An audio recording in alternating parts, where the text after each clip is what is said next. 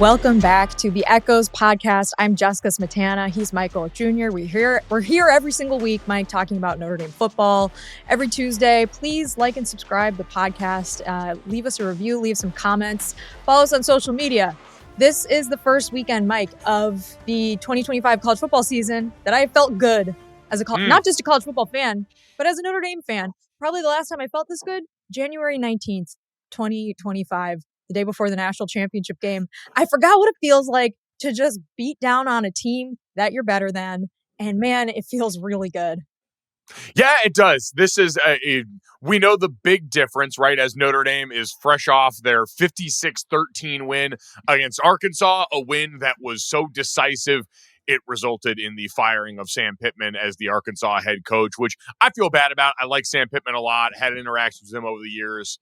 He's a former offensive line coach, so obviously I am contractually required to stand for him. Bobby Petrino takes over there, which we can get to. But crazy. Yeah, Jess, this was how it was supposed to be. And at this point in the season, we weren't sure if anything was going to be how it was supposed to be after the first two losses of the season and after a Purdue win that, with all the craziness of the weather delay, the defensive performance in the midst of that game, still hadn't felt quite right. And this one was the kind of dominance on both sides of the ball that absolutely should let all of us come in and have a little bit less of that existential dread this week. So take a deep breath. We have a huge show planned for today. So we're obviously going to talk about the Arkansas game. We're going to talk about CJ Carr and the offense. We're, of course, going to talk a little bit about what else happened this weekend that may have some Notre Dame implications down the road. So stay tuned for all of it. But Mike, where do you want to start in terms of this game? Because I think the big headliner is this offense. This offense is just humming right now. This feels like the game where we finally have the conversation that we probably could have had a couple of weeks ago about the fact that even as the defense has undergone some real identity changes, the offense is the identity of the team this year. And Jess, maybe that's what we'll look back on with this week is the official sort of switch in everyone's mind from what we expected preseason, which is a team led by defense and a running game that hopefully brought a young quarterback along for the ride in CJ Carr, to a team that is led by their offense that certainly is still on the backs of this running back group, but as a quarterback that is a legitimate value add and looks like a burgeoning star for the Irish that is only going to need maybe an average to above average defense. And if they got closer to that this week, that's icing on the cake. But I do kind of feel like, Jess, this was the coming out party for, hey, Notre Dame's an offensive football team this year, and now everyone can officially make that switch. Yeah, absolutely. So Arkansas starts with the ball. Notre Dame's defense gets immediately beaten on like a pretty big chunk play in the first quarter on the first drive there. But then they hold them to a field goal. I thought that was honestly one of the most important defensive stops of the game. And it was in the first drive. Notre Dame holds them to a field goal, and then Notre Dame gets the ball and proceeds to score a touchdown. They then score on the next 5 drives in a row, touchdowns, while the defense is able to sort of hold steady, have another stop. Eventually, Arkansas is able to get in the end zone a couple times. But I thought it was really important for Notre Dame's offense, like we talked about before this game, to just get out to a strong start and be able to help the defense a little bit while the defense is still kind of figuring it out. And I thought that as opposed to like the last couple weekends where it felt like the defensive performance was sluggish to start and then got better throughout like the third and fourth quarter, the defense actually came out and did some important things early on to like help the offense too. So there's like a good amount of, I think, like complementary football going on, because then once Arkansas's offense is behind and they're chasing, obviously it's a lot harder than if they're out to a 7-point lead early on and Notre Dame is trying to, hold serve and keep up at their pace too. So like very important for, if this is what the defense is going to be, like you said, the offense needs to be able to score sustained drives and just get in the end zone. And they really did not have a lot of trouble with that. No. Apart from Sam Pittman being fired on Monday or on Sunday, the entire defensive staff was let go Monday by interim head coach Bobby Petrino, who was the offensive coordinator on Saturday, of course. So Arkansas's defense obviously was like not the best defense Notre Dame has played this season. But if you look down the rest of the schedule, Mike, there's not a ton of elite defenses left. So if this is what the offensive output is going to look like, I mean, that bodes pretty well for you. It does. And that in its own way, like as we not lose sight of the bigger picture for Notre Dame in year 4 under Marcus Freeman, but also Marcus, right? Like what had the hallmark been of the first 3 years was the losses had come to teams that Notre Dame was expected to beat. That was something that Notre Dame had ironed out at the end of Brian Kelly's era. And while Marcus had helped further push the ceiling by winning some of the big games that had eluded Notre Dame, there had been the Marshalls, the Northern Illinois, those games that shouldn't have gone down that way. And Arkansas, at this point in where they were, because you could feel the death rattle going on with that team leading into this week, this was a team Notre Dame should have been able to go and put down the way they did. And they managed to do it against Jess. Oh, by the way, like on the other side, a quarterback in Taylor Green that was leading the nation in total offense going into this game. And like they had played against Memphis, who like legitimately good team in the group of 6. Ole Miss, who obviously is coming off a big win this weekend against LSU, where they had put up 31 and 35 points respectively in those games. So it's not like they hadn't been able to go out there and specifically at quarterback do some good things. And Notre Dame was able to largely contain that, which is a major point of confidence for a lot of these young guys that are now 3-4 games into having the bulk of these snaps in their college career. Yeah, absolutely. Like Taylor Green, I don't want to lose sight of that because it felt like a lot of the conversation, especially going into half, Notre Dame scored 42 points in the first half. The booth was saying how it was just embarrassing, frankly, for an embarrassing performance for Arkansas. Like there were plays where, especially the Jadarian Price run, where there was like 8 Arkansas guys chasing him, but they were all beat and like just realized it, but it was too late. And you know, there was questions of if the team was giving up and things like that. I obviously can't speak to that. I don't think that to start the game, they were expecting it to be a complete blowout. I think they were actually trying, but Taylor Green, like you said, I mean, it was his worst game of the season so far. I think that's important to say. Like he was held to only 53% on his completion rate and 207 yards passing and had the interception, which was like kind of an arm punt into the end zone. But yeah, Notre Dame, like the defense did a really good job of containing, like you said, a very explosive Arkansas offense.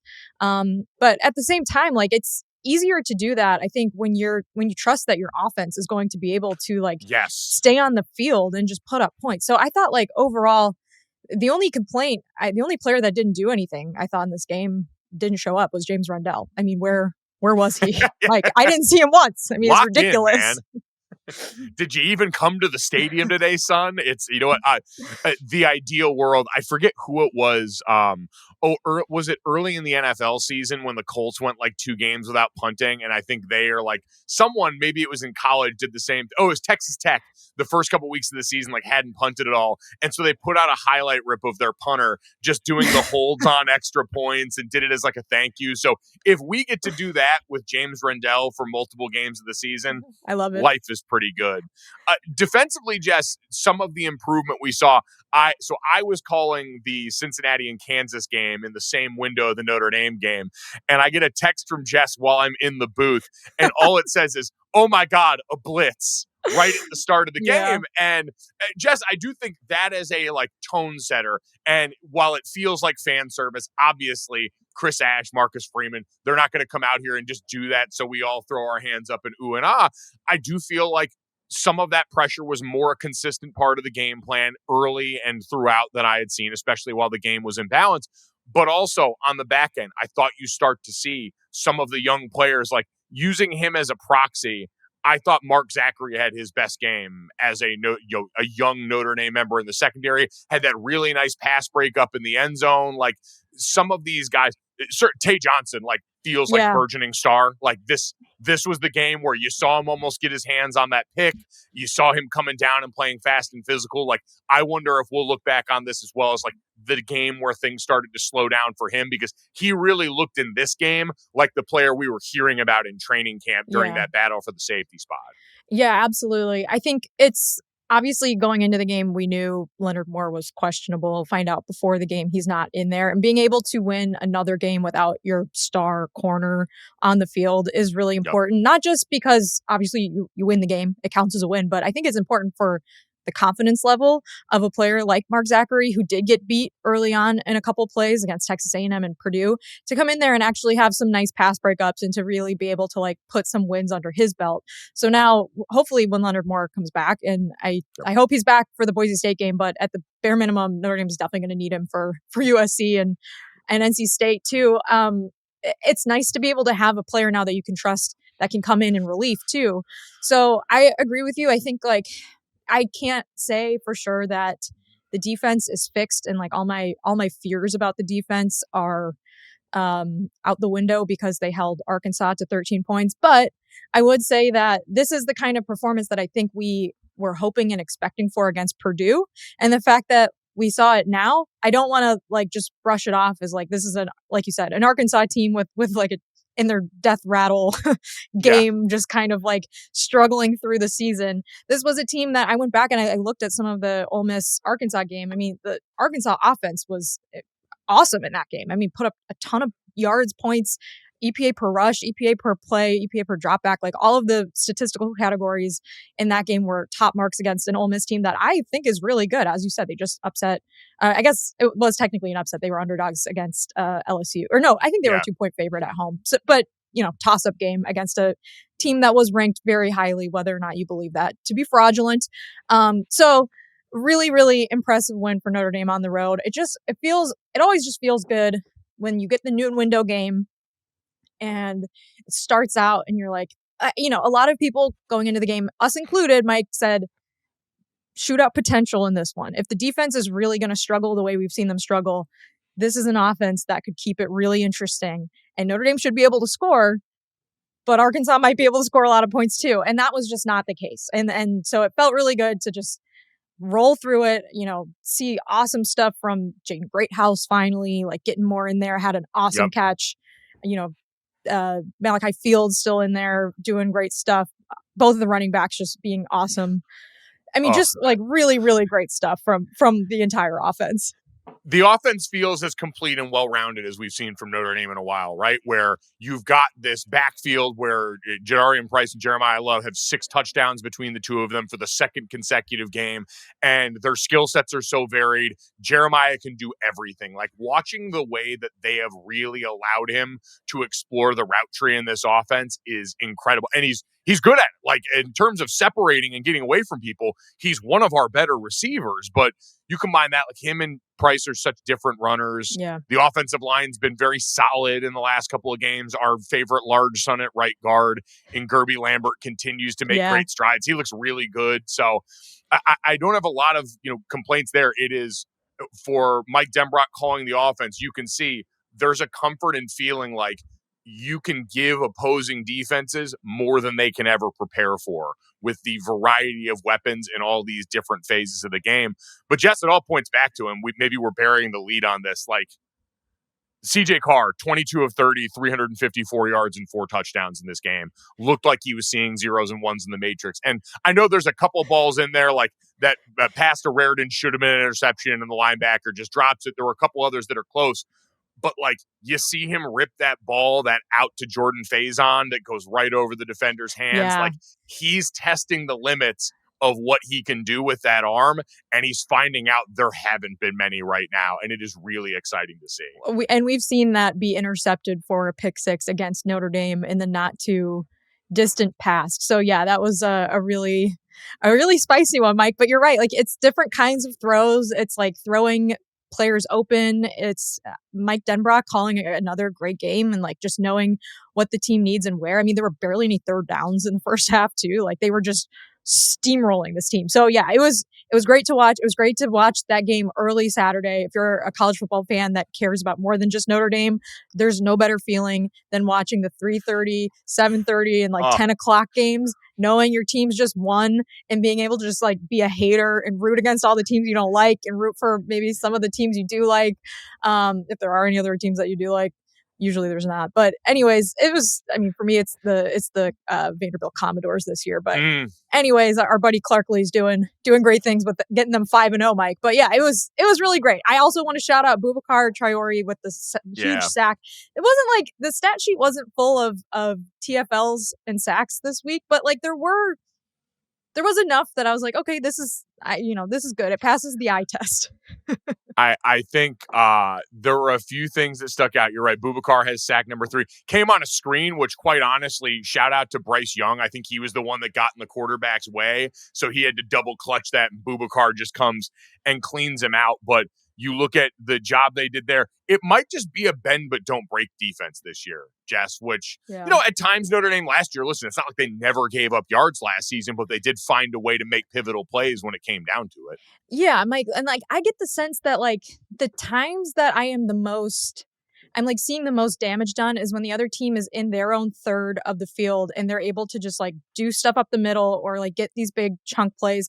And then if Notre Dame, I mean the Mario Craver pass against Notre Dame in the Texas A&M game kind of like rings true too. It's like if Notre Dame's able to tackle him, I do have more faith with them in the red zone than I think in any other part of the field, which is weird because that's, it's a short field that's generally harder to defend. But it does feel like the hardest things right now are still like in the middle of the field for the defense. And when it comes to like having to make stops, obviously the final stop on 4th and 11 against Texas A&M excluded, like I do feel like they're a little bit better, or at least like know what they're doing more. I don't know if that has to do with like the linebackers or the safeties having like less field that they have to cover and deal with, or what's being called in those instances. I mean, you probably could speak to it more, but like I have just noticed like I have a little bit more confidence once those chunk plays are over.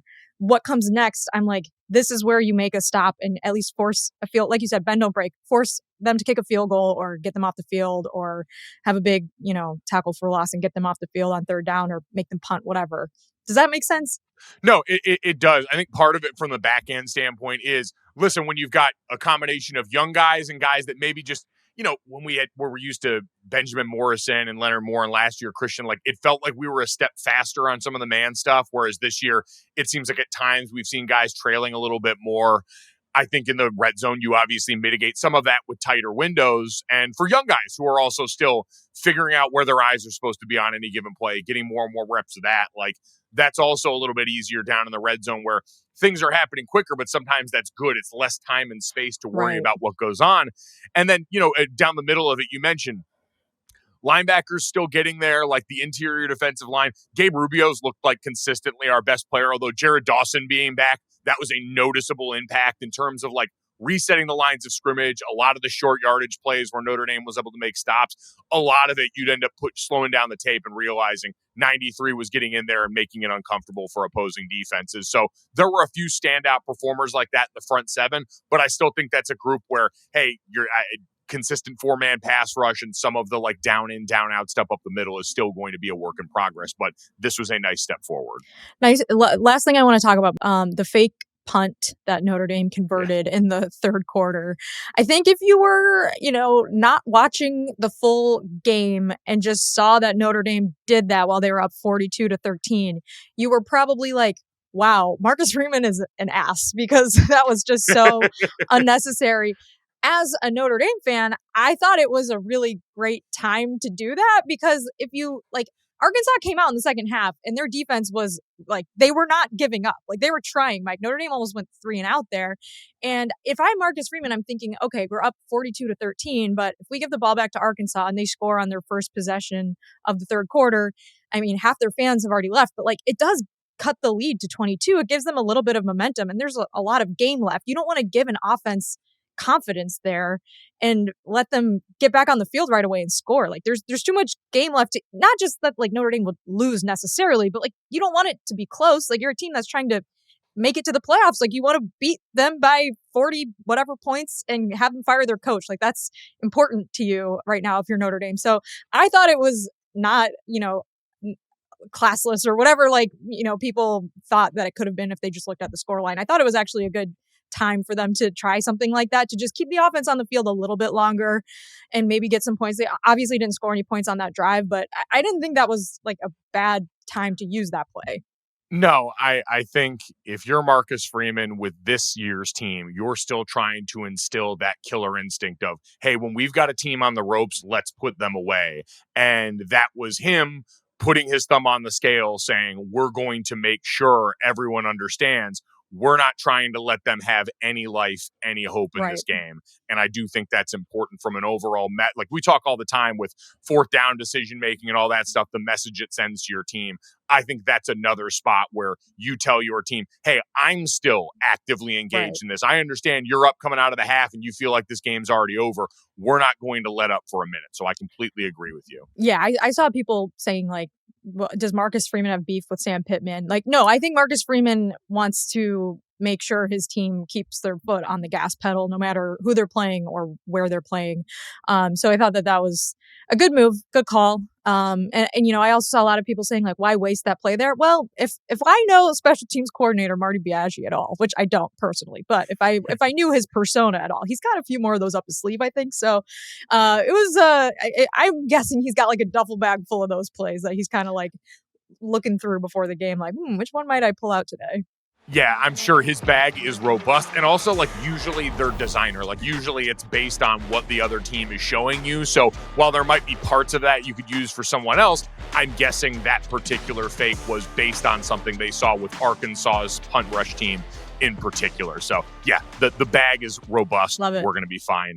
Breakfast might be the most important choice you make all day. That's because with Wendy's 2 for $3 breakfast, you can mix and match your very own perfect pairing of our delicious morning favorites. With this breakfast deal, the choice is all yours, not someone else's. And isn't that how it should be? It's your breakfast after all, not Martha's. She can pick her own breakfast. This one's all you. No matter what you choose, from our sausage biscuit with that grilled breakfast sausage or the egg and cheese biscuit with fresh cracked grade A egg and melty American cheese on a fluffy buttermilk biscuit, a small size of perfectly seasoned potatoes, or a medium hot coffee to power through the morning.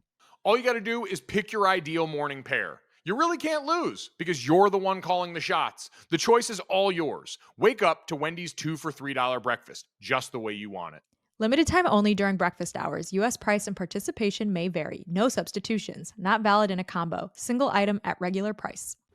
Welcome back to The Echoes, at The Echoes ND Pod on all your social media. We'll get to a question that we got on Twitter in a little bit. The remainder of Notre Dame's schedule. So this is an interesting weekend for the conflict inside us between haters and prognosticators. Like, if you're a Notre Dame fan who now is looking at the season like we did last year, where it's all right, you lost early, had some setbacks, but could you still go on the kind of run that gets you a foot in the door for the playoff and then see what happens there, similar to last year?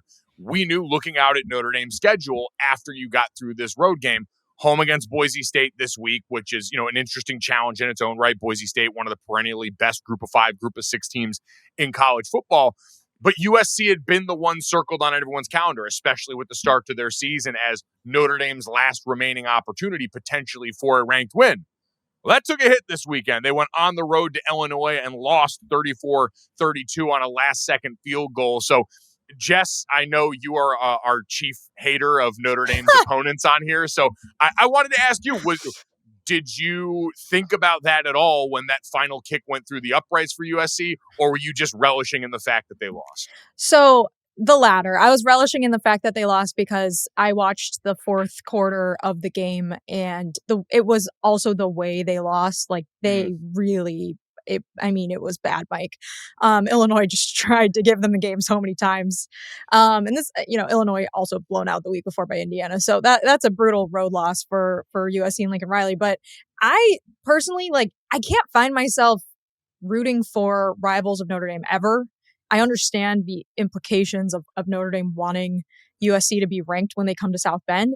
But I also think that so much depends on Notre Dame's performance that I'm not going to I'm not going to debase myself by rooting for the Trojans right now, Mike, because Notre Dame still has to win 8 more games. Like, nothing matters unless they win those games. And then we can look back and look at how the rest of the teams that they played finished. Right now, trying to project, does Notre Dame get in at 10-2? To me, it's nonsense. It's useless, because I guarantee you there will be a handful of other 10-2 teams that might be on the bubble with Notre Dame that we don't know who those teams are. We don't know who their 2 losses are to. I have a feeling no matter who they are, Notre Dame's 2 losses are still going to look pretty good at the end of the season.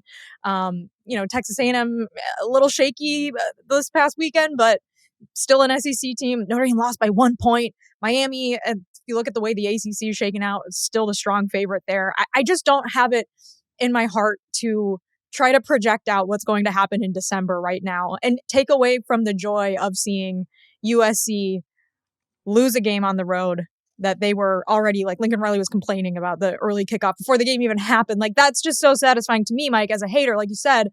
And the other thing is, like, I'm still nervous for that game. Like, I think Notre Dame's weaknesses and USC's strengths are unfortunately, they're going to be pitted up against each other, right? Like, USC is not a bad football team. They have really great players. They lost a tough road game, but that doesn't mean that I think Notre Dame's going to steamroll them. Like, this is a team that has really good wide receivers, a quarterback that can chuck it, and a play caller that we know has put Notre Dame in bad spots before offensively. So I'm not going to worry about it, Mike. Like, things will happen, and when they happen, we can worry about them, but it's still September, and I'm not going to not enjoy my weekend of college football when Notre Dame blows out an SEC team on the road, and then I watch a bunch of teams lose that Notre Dame's going to probably be compared against at the end of the season. I'm just not going to let it ruin my weekend.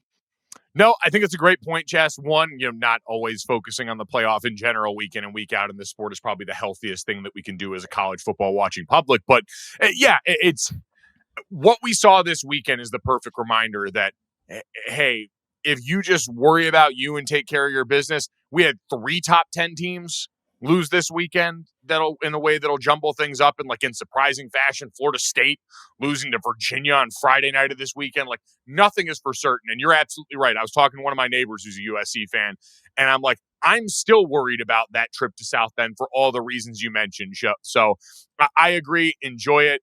And understand that when they come to South Bend, no matter what number is attached to their name, beating USC is still a lot of fun. Yeah, absolutely. Mike, we have another important thing that was celebrated this past weekend, which was your birthday. So happy belated birthday from me, from the Echoes podcast, from all of our fans. Do you have a top 3 Notre Dame birthday wishes you would like to see answered? Yes, Jess, I'm glad you asked. Number 1 is the easiest, and I would never need another birthday present for the rest of my life. If Notre Dame could do me a favor and win a national championship in my lifetime so I could see it before I depart this mortal plane, it would mean more to me than anything. Like, I cannot think of another thing in my life that would bring me that much joy. So that's number 1. Number 2, Mike Denbrock. Throw a touchdown to a fat kid this season. I don't know who it's got to be. I don't know who you want to make it, but at some point this year, you've been great so far. Some awesome, bespoke, fun play designs in each game. Fat guy touchdown needs to be on the menu here. I know you love that Alabama touchdown to Caden Proctor. It was one of the most beautiful plays I've ever seen. Ryan Grubb, the redemption arc is at hand for him in Tuscaloosa.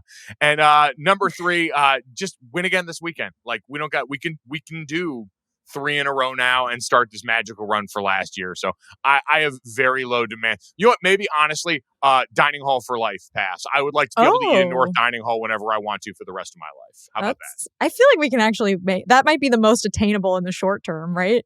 I don't know. Yeah, maybe. We'll see. We'll find out if we got that kind of juice. Yeah, I think you might. I think you've already gotten the secret ND dining meal taste test plug. So I don't know. I feel like we could maybe make that one happen, Mike. All right, before we go, thanks to everyone who's tuned in and listened and subscribed and left comments. We do have a fan question, Mike, that you wanted to address before we leave. So do you want to do that now? Oh, yeah, sure. As always, we appreciate I know every weekend we kind of throw out for questions and comments on Instagram, on Twitter. And this one from Sportsball78, which awesome handle. What do you make of Bryce Young's play so far? I was expecting him to make the leap this year. Did he gain too much weight? We talked about that a lot before the season. I was very pro. This was a jump year for Bryce Young that we just haven't seen so far. I don't know if it's a weight gain issue. Like, I wouldn't say we're watching him move a lot differently than he did last year, but it still just doesn't look like he's as comfortable with the length of his body and all of the tools that he has at his disposal.